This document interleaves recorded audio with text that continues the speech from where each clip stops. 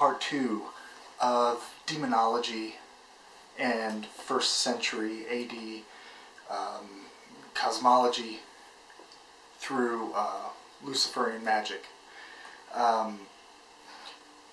It's important to understand that we're utilizing an ancient pantheon from the transcultural assimilation, if you will, of different traditions in the ancient world into the medieval period, into the modern world. Luciferians had the profound opportunity to utilize symbols, archetypes, pantheons in a modern application.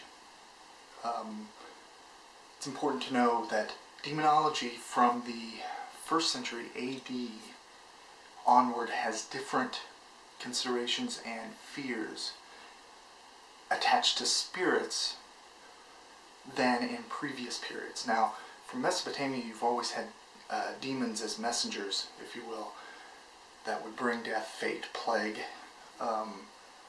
ones who acted on their own. But more so, in the 1st century AD world, you had the rise of people doing exorcisms and spirits in a heavy interaction with humanity.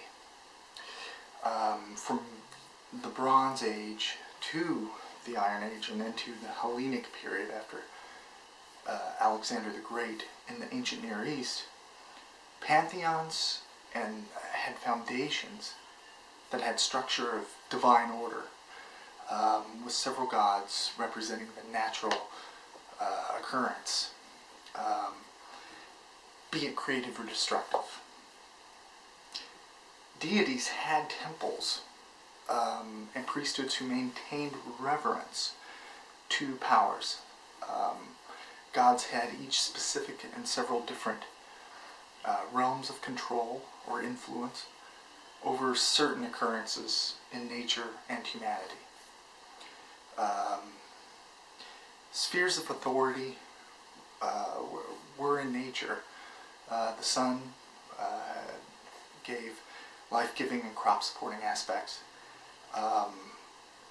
Daily in the ancient Near East, the mythology, the solar deity would travel from the east to the west during the course of the day, much as in ancient Egypt cosmology. And it would be heralded by the morning star, be it a female or masculine manifestation, morning and evening star. At dusk, Venus was the evening star, and the solar sphere entered the west, which is the gates of the underworld and netherworld, wherein mostly the solar deity acted as a symbolic psychopomp for the shades of the dead entering the underworld. And the west is typically the entrance to the underworld in most ancient Near East mythologies. I'll get into the significance of the underworld and concepts of hell later on.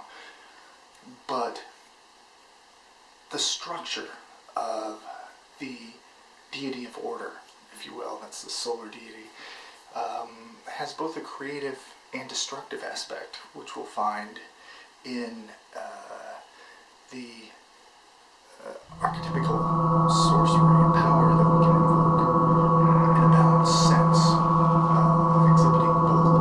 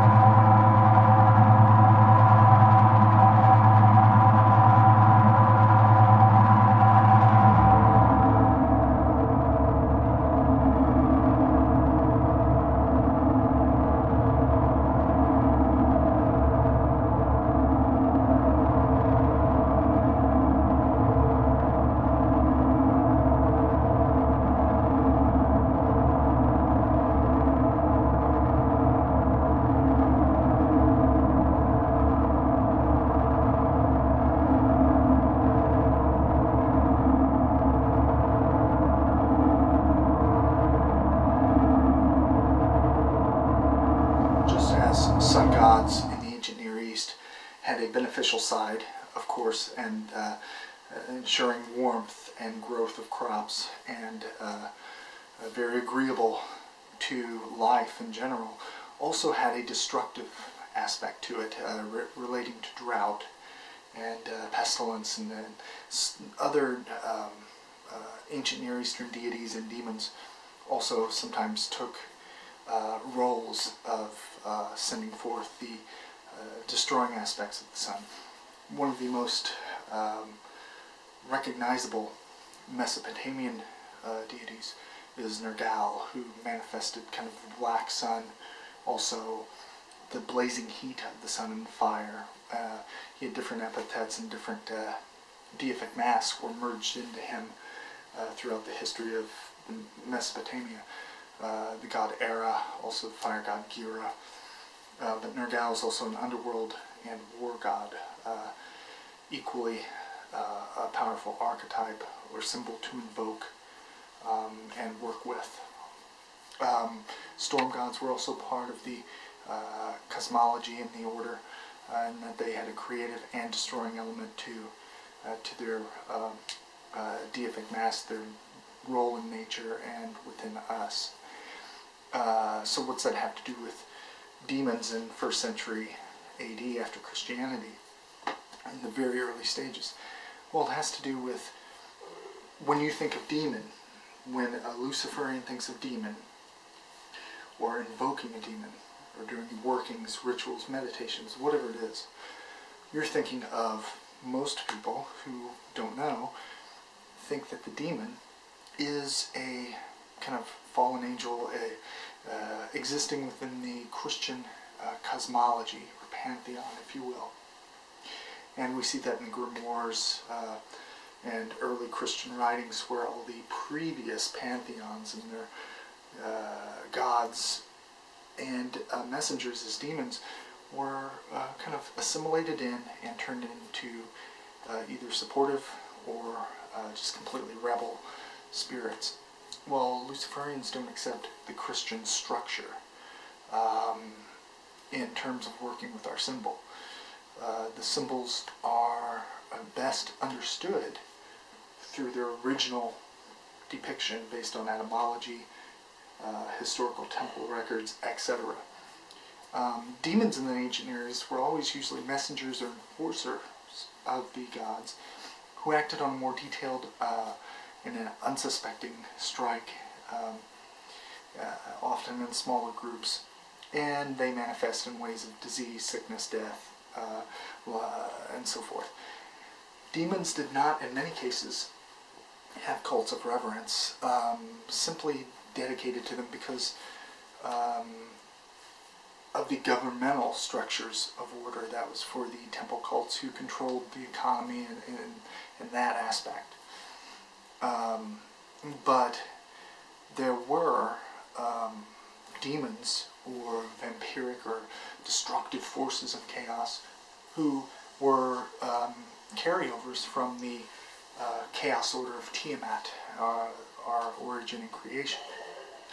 We also see Lamashtu, who was a goddess, a fallen, quote, fallen goddess, but she didn't want to agree to her father Anu's structure. And then there are the 7 evil gods, or 7 evil spirits, called the Maskim Hul and Yudag Hul, who are very much an intensive part of my spiritual and religious practice in invoking these atavistic energies and powers.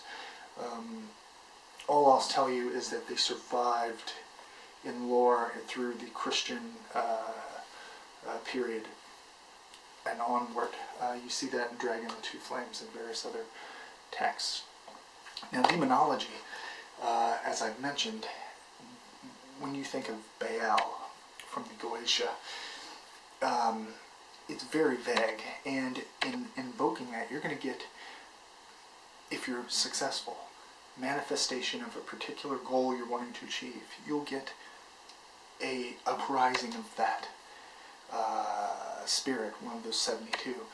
But to really tap into goetic workings, if you're using the medieval demonic imagery, is to go back to Dragon the Two Flames and study Baal, and the different Baals, meaning Lord, in the Canaan pantheons and Syria and all those regions, and you'll find the original meaning, which will empower your workings and bring you insight way beyond first initial expectation. So let's talk next about demonology and moral ethical